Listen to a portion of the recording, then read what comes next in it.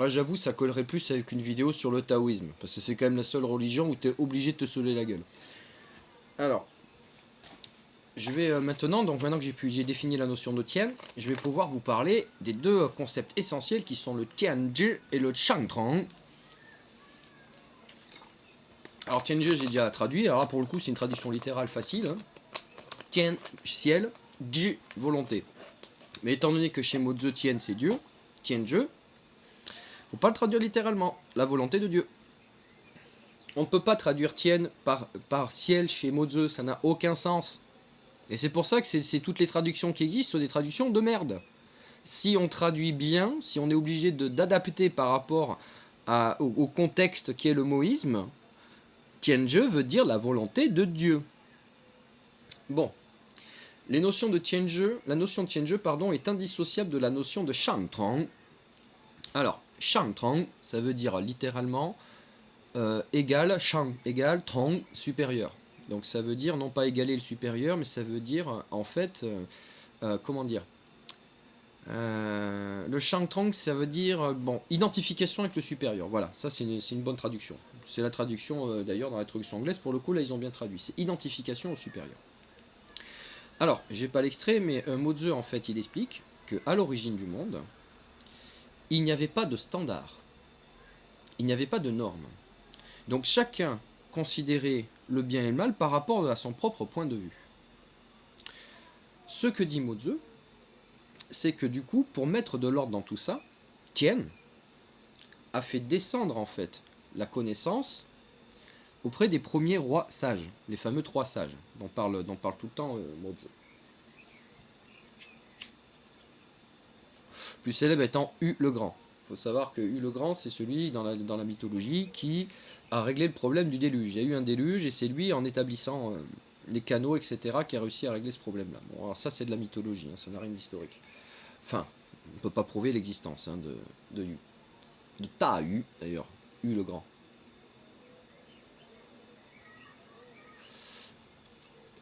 Donc, voilà pour la notion de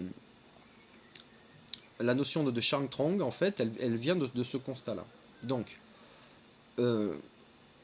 à partir du moment où Tian a fait descendre sur les hommes la connaissance, c'est-à-dire comment organiser la société,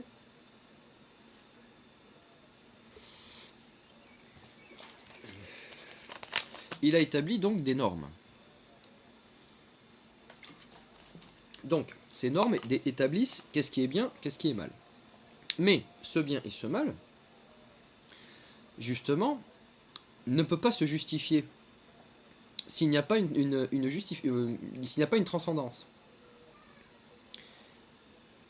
Ça veut dire que, étant donné que si on laisse à l'arbitraire des hommes, ils vont établir les standards par rapport à eux-mêmes, la seule solution pour organiser une société, c'est d'établir les bons standards.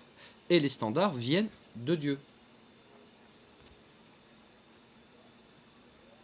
À partir de là, mon Dieu, comme je vous l'ai déjà dit, ne remet pas en cause la structure de la société, la structure hiérarchique.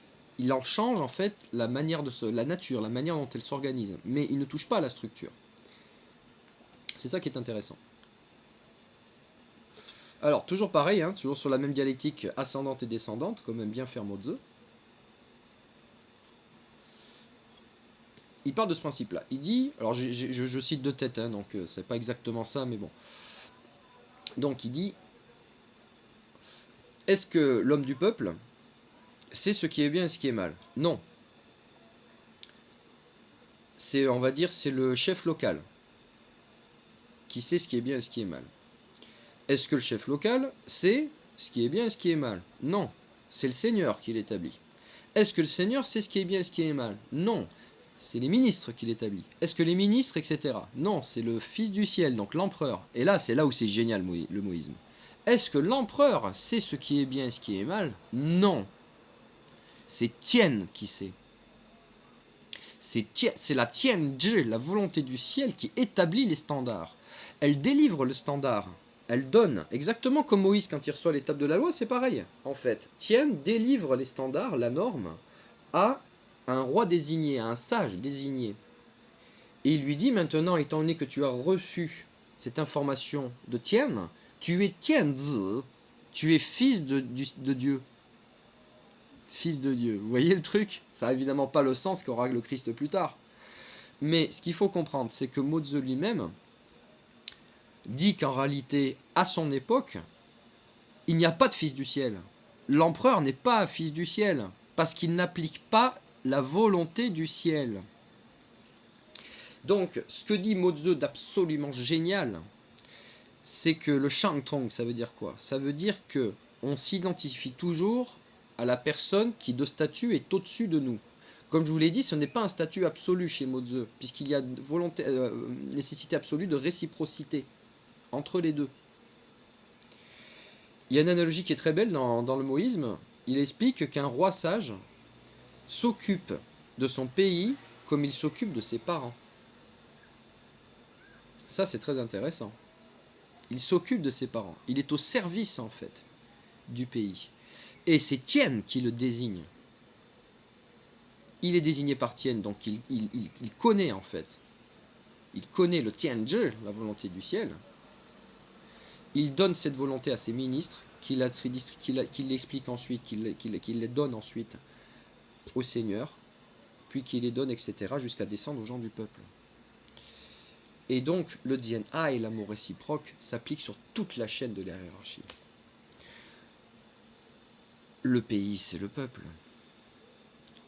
Le Fils du ciel, au sens chinois, attention, hein, on va dire le Fils de Dieu. Bon, allez, pour pas faire connotation, on va dire le Fils de Tien. Voilà, allez, comme ça, on va faire plaisir à tout le monde. Donc, le Fils de Tien, comme il est Fils de Tien, il établit les standards. Voilà. Mais, donc, comme je vous l'ai dit, il y a cette notion de réciprocité, des réciprocités de l'affection et de l'amour, mais le statut existe encore. Ça veut dire qu'il est quand même au-dessus de lui symboliquement. Il est au-dessus de lui symboliquement, pourquoi? Parce qu'il est un standard, justement. Il est un modèle sur lequel l'homme du peuple doit calquer son comportement. Donc c'est quelqu'un qui... C'est pour ça que Mo Tzu tient absolument à ce que la hiérarchie... Parce qu'il dit justement que si tu enlèves la hiérarchie, ça cause le chaos et le bordel. Parce qu'il faut absolument que les gens s'identifient au-dessus. Et de cette manière, on monte tous les gens. C'est ça qu'il faut comprendre. Ça veut dire que à chaque fois qu'on monte un échelon, on transmet en fait le savoir et le modèle, on donne le modèle à la personne en dessous. En lui donnant ce modèle, et cette personne-là, après, quand elle se calque sur ce modèle-là, elle devient au même rang. Au niveau de la connaissance. Et là, elle peut changer de statut d'ailleurs. Parce que c'est une véritable méritocratie, le moïsme. Alors que le confucianisme, qui a prétendu mettre en place une méritocratie, n'a jamais mis en place une méritocratie. C'est de la merde. C'est que du népotisme et compagnie. C'est de la saloperie. Ils ont accaparé le savoir, ces fils de pute de confucéens. Ils ont accaparé le savoir. C'est normal, l'anathème contre les confucéens, je suis obligé. Je suis moïste, donc je crache à la gueule du confucianisme. C'est de la merde. Je vous ferai des vidéos sur le confucianisme pour vous montrer à quel point c'est une saloperie. Une saloperie. Et le moïsme, c'est lumineux. Donc ces enculés se sont accaparés le savoir. Je vous le détaillerai dans une autre vidéo. Ils ont